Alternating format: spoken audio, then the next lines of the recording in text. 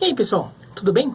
Bom, o Brasil foi eliminado da Copa do Mundo de Basquete nesta segunda-feira, perdeu para os Estados Unidos e, somando a derrota contra a República Tcheca, ou a Tchequia, no sábado, acabou ficando de fora da disputa, ficou na última posição do seu grupo na segunda fase, empatado com a República Tcheca e com a Grécia, perdendo nos critérios de desempate, que na verdade são o resultado nos confrontos diretos entre essas três seleções. E isso deixou o Brasil fora das quartas de final e fora de uma vaga nos Jogos Olímpicos. Isso não significa que a esperança acabou, ainda tem o pré-olímpico como última possibilidade de entrar nos Jogos Olímpicos, mas já ficou mais difícil. Uma vaga das Américas na Copa do Mundo já não dá mais. Elas ficaram com os Estados Unidos e com a Argentina, e era o que se esperava mais. E aí ficou a questão: foi decepcionante ou não a participação do Brasil na Copa do Mundo? Porque houve até uma polêmica nas redes sociais. Muita gente que entende de basquete entende muito mais do que eu entendo, para deixar claro, que achava que não foi decepcionante, e muita gente achando que foi decepcionante. Então vou dar uma perspectiva um pouco do que eu acho, como eu vejo essa situação. Até conversando com amigos como o Sérgio Arenilhas, narrador do Sport TV também, que acompanha muito mais do que eu esportes olímpicos, e conversando com outros colegas também, com o Gustavo Hoffmann, o Guilherme Giovannoni aqui na ESPN. Bom, acho que tem duas formas de ver. Uma é dentro de um contexto geral do basquete brasileiro, e a outra dentro do contexto da seleção brasileira para este torneio. Vou primeiro a perspectiva geral do basquete brasileiro, tá? E por que essa eliminação, essa campanha deixa um gostinho meio amargo na boca? O Brasil, nos últimos grandes torneios, aí eu estou contando Copa do Mundo e Jogos Olímpicos, Copa do Mundo / Mundial de Basquete e mais Jogos Olímpicos, teve várias campanhas parecidas com essa, em que o time até se ajeitou em algum momento, teve algum resultado espetacular, como teve em Copa do Mundo, eliminando a Argentina em 2014, como teve em 2010 aquele jogo em que fez pau a pau com a seleção americana, foi o jogo mais difícil dos Estados Unidos, como teve a vitória contra a Espanha nos Jogos Olímpicos do Rio de Janeiro. E como teve a boa campanha nos Jogos Olímpicos de Londres também em 2012, em que o Brasil chega a ganhar da Rússia e depois ganha da Espanha, num jogo que a Espanha meio que entrega ali para mudar o seu chaveamento na segunda fase. Então o Brasil teve campanhas assim com resultados como o que foi a vitória contra a Grécia na primeira fase desse torneio, né? Aquele jogo espetacular, uma vitória que a gente às vezes nem esperava tanto, tudo beleza, mas que acaba por causa de um jogo ruim, em um jogo em que o Brasil comete muitos erros, ou um jogo que o Brasil deixa uma vitória possível escapar, e daí vai aquela derrota contra a Argentina nos Jogos Olímpicos do Rio, que o Brasil estava ganhando, não conseguiu administrar a vantagem no finalzinho, toma uma cesta de empate lá nos segundos finais da Argentina e perde na prorrogação. Teve uma derrota contra a Sérvia na última Copa do Mundo. O Brasil já havia vencido a Sérvia na primeira fase, e perder da Sérvia não é vergonha para ninguém, mas a forma como o Brasil fez, foi um jogo muito ruim do Brasil, cometendo falta técnica, tudo, e ficou muito para trás, ficou completamente fora do jogo contra a Sérvia. Então tem essas derrotas também, várias derrotas para a Argentina em mata-mata de Mundiais e Olimpíadas, né? Em outros não a de 2014. Então o Brasil tem uma campanha parecida com essa. Então deixa uma seleção um gosto amargo de estagnamos, não saímos do lugar. Foi decepcionante porque eu esperava que com o Petrovic, a seleção técnico croata, que fez grande campanha com a Croácia nos Jogos Olímpicos, o Brasil fosse sair do lugar. E o Brasil não saiu do lugar, né, nesse aspecto. Então o Brasil teve muitos elementos parecidos com o que a gente viu antes. Então pareceu que, na verdade, o Brasil não saiu do lugar e estagnou. Foi uma campanha decepcionante porque dava para dizer que esperava algo diferente. O que eu acho que, agora analisando a campanha desse time em específico, tá? Que daí é uma outra forma de ver. O Brasil tem esse problema de ter campanhas com bons momentos em que depois acaba caindo por uma má atuação, uma derrota inesperada e evitável, um jogo em que o Brasil não consegue estar à altura da necessidade daquela partida. E por que está sempre assim? O trabalho da seleção masculina, de basquete, da feminina é pior ainda, tá? Eu até fiz um vídeo quando a seleção feminina ganhou medalha de ouro no PAN, vou deixar aqui indicado. Basquete feminino consegue ser pior ainda, no nível de abandono. Mas a seleção masculina, ela não tem uma continuidade do trabalho. E continuidade eu não falo só de manter o técnico, porque continuidade não é só manter o técnico, ainda mais quando é seleção, que é um time que não se reúne com constância, né?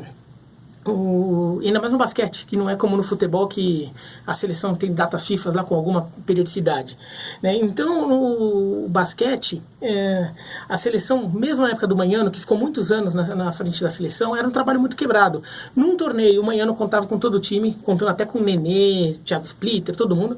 Num outro torneio não podia contar com ninguém. Num torneio podia contar com um jogador que estava na Europa, mas não do NBA. No outro só com um jogador que jogava no NBB. E era aquela confusão. O time nunca criava uma cara. E se você somar isso, o fato de que o trabalho de base do Brasil já estava todo desfacelado, já de vários anos de abandono do trabalho em base, então as gerações nem vinham com uma cultura de trabalhar juntos desde a categoria de base, que é uma coisa que acontece muito na Argentina. Então a seleção principal chegava toda desfacelada, e cada torneio ela tem uma cara diferente. No final das contas, o técnico vira um apagador de incêndio que tem que fazer coisas de emergência. E daí o Brasil ficava, na era Manhano, com algumas situações completamente bizarras. Então, por exemplo, nos Jogos Pan-Americanos de Toronto, fez uma campanha espetacular e ganhou medalha de ouro. Na Copa América, o Brasil conseguiu ficar de fora da Copa do Mundo pela primeira vez na história, não conseguiu classificação. O Brasil só jogou a Copa do Mundo de 2014 porque conseguiu uma das vagas de convite da FIBA, né? Então, um trabalho todo quebrado. Daí fez um Mundial... Os Jogos Olímpicos 2012 foi bem, o Jogo Mundial 2010 foi bem, mas não dava continuidade. Era toda uma bagunça. Então o time não tem um trabalho constante.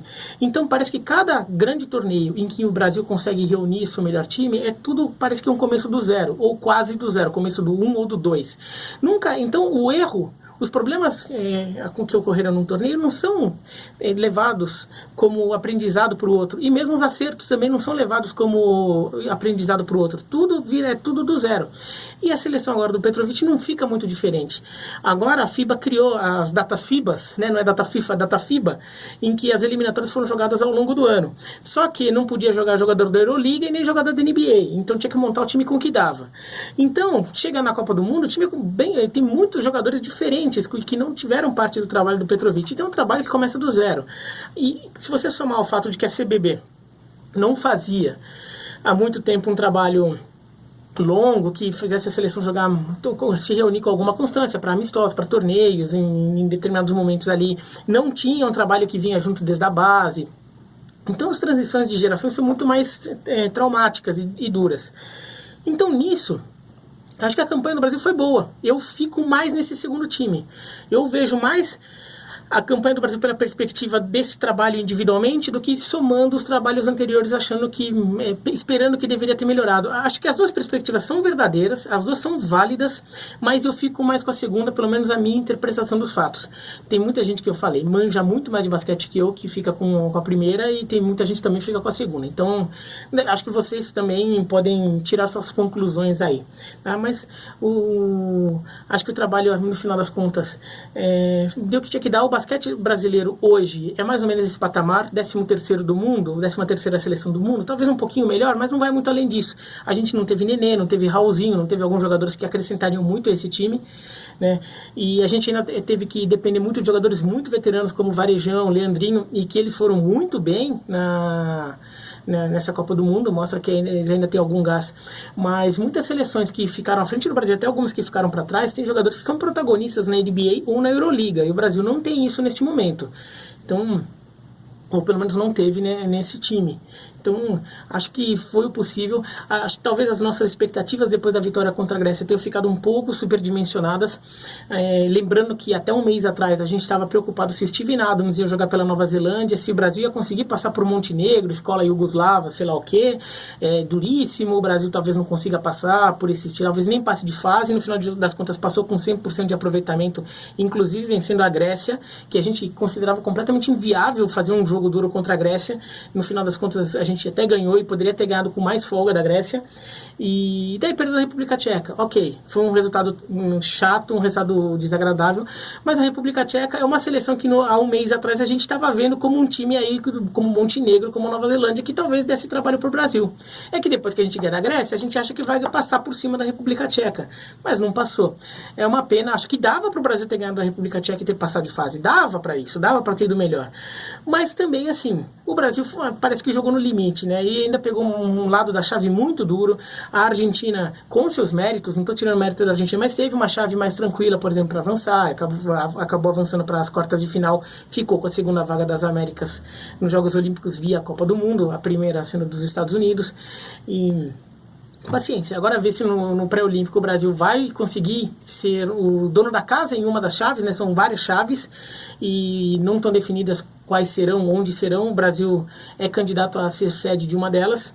Torcer para, de repente, conseguir isso, porque conseguindo vantagem de mando de campo, às vezes te dá uma força a mais ali para ganhar essa vaga nos Jogos Olímpicos. Mas é isso, então, escreve aqui embaixo o que vocês acharam da participação do Brasil no Mundial de Basquete, se vocês acharam decepcionante ou se vocês acham que é meio por aí.